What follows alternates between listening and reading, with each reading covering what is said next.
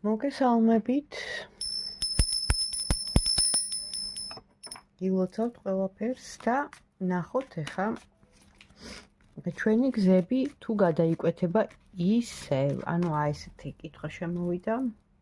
ჩაიფიქრეთ თქვენთვის საინტერესო ადამიანი, ანუ კაცია, ქალი არ აქვს მნიშვნელობა, პარტნიორია თუ ისე უბრალოდ დაგაინტერესat ადამიანი და გაიცანით და ანუ შეიძლება ახლა არ გაქვთ ან კონტაქტი, ან ურთიერთობა და უბრალოდ გაინტერესებთ, აბა ამ წელს თუ ისევ გადაიკვეთება ჩვენი გზები, თუ ისევ შევხვდებით მოულოდნელად, შემთხვევით ან სადმე ერთმანეთს ორ ვარიანტზე გავაკეთებ. ჩაიფიქრეთ თქვენი გზები ისევ გადაიკვეთება თუ არა. პირველი ვარიანტი კიდე შეხვდებით ამ ადამიანს და მეორე ვარიანტი. აირჩიეთ ან პირველი ან მეორე თქვენი გზები თუ გადაიკვეთება ისევ. პირველი ვარიანტი, მეორე ვარიანტი.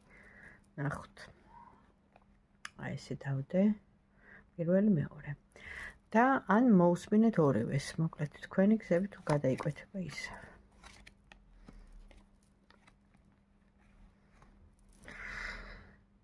აქ პირველ ვარიანტთან ესეთი მომენტია, რომ საგუნებელში ჩავარდით, დაინტერესდით, თვითონაც დაინტერესებულია, მაგრამ ეს პიროვნება, კარტი მაჩვენებს, რომ არ არის თავისუფალი.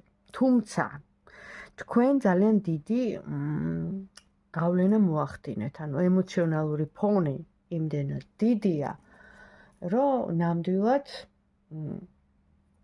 თქვენ რაღაცნაირად შემოხვედით მის ცხოვრებაში. ამიტომ ფიქრობს, აინტერესებს თქვენი პიროვნება.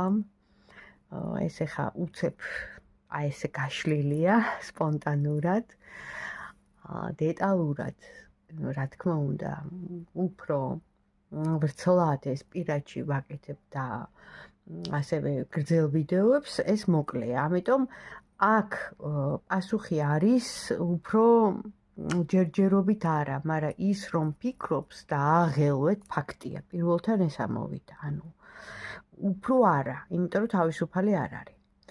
ეხლა მეორე ვარიანტი ვნახოთ, აბა თუ გადაიკვეთება თქვენი გზები ისევ.